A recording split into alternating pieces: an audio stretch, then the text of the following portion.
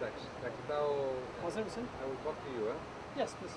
Not there, but I look at you. Yeah, I will first talk to camera, turn to you. No problem. Okay. Yunanistan eski Başbakanı Yorgo Papandreu, aynı zamanda PASOK'un eski Genel Başkanı Yorgo Papandreu şu anda konuğumuz. Kendisiyle Yunanistan'daki son krizi ve 5 Temmuz'da yapılacak referandumu konuşacağız. Mr. Papandreu, first of all, thank you for accepting our interview. It's my pleasure. What is the latest development? Tonight is there is the deadline and it's going to be finished at 8 o'clock. So after that, what is expecting for Greece? What you are expecting? Well, it's unknown basically. We are in uncharted waters. When we needed the program in 2010 when we began, it was because we could not access the open markets, the bond markets. The same problem we have today. Of course, we do not have the huge deficit we had then, but still, we will be needing money to run our government, for our banks. So what will happen is, if we do not have a program for the next few days, and of course, depending on the outcome on Sunday, we may have an economy which is suffocating, and so it's a very, very critical situation with nowhere to go.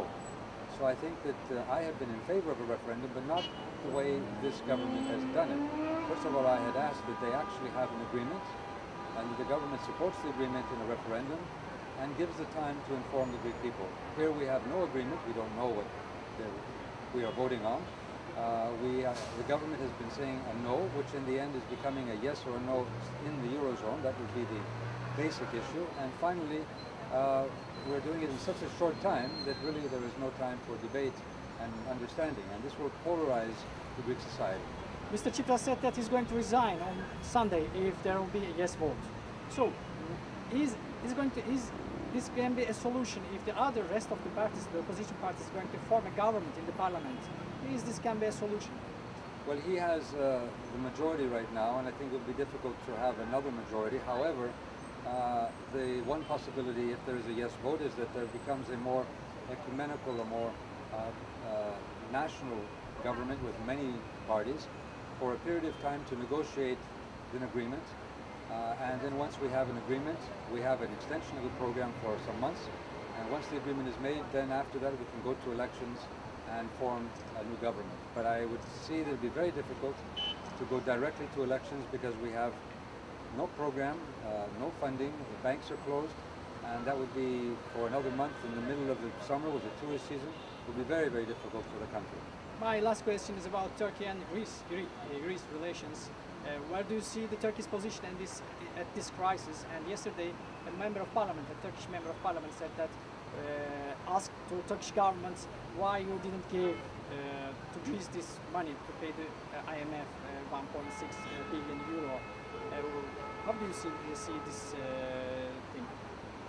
Well, I am very happy that after the work we have done with both with Ismail Cem and then later on with Abdullah Gül when I was foreign minister, we have made much progress in our bilateral relations, and I hope that this will continue because this is both economically very important for both sides, but it also strengthens us in the region.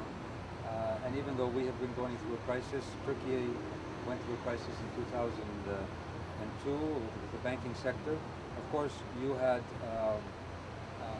somewhat greater flexibility because you are not within a Eurozone, and the lira could be depreciated in a way which helped the exports. We did not have that capacity. However, we also wanted to stay within the Eurozone because we felt it was very important for us, not only politically but also economically, to have a stable currency. We have, however, suffered huge austerity and recession. We were very close to access to markets, but then the government changed and we then reached this impasse.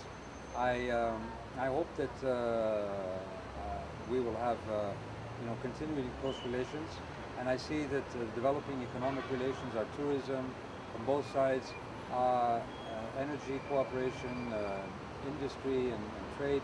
This is a very good future for our two countries. Mr. Yorgo Papandreu, thanks a lot for accepting our interview. Thank you very much.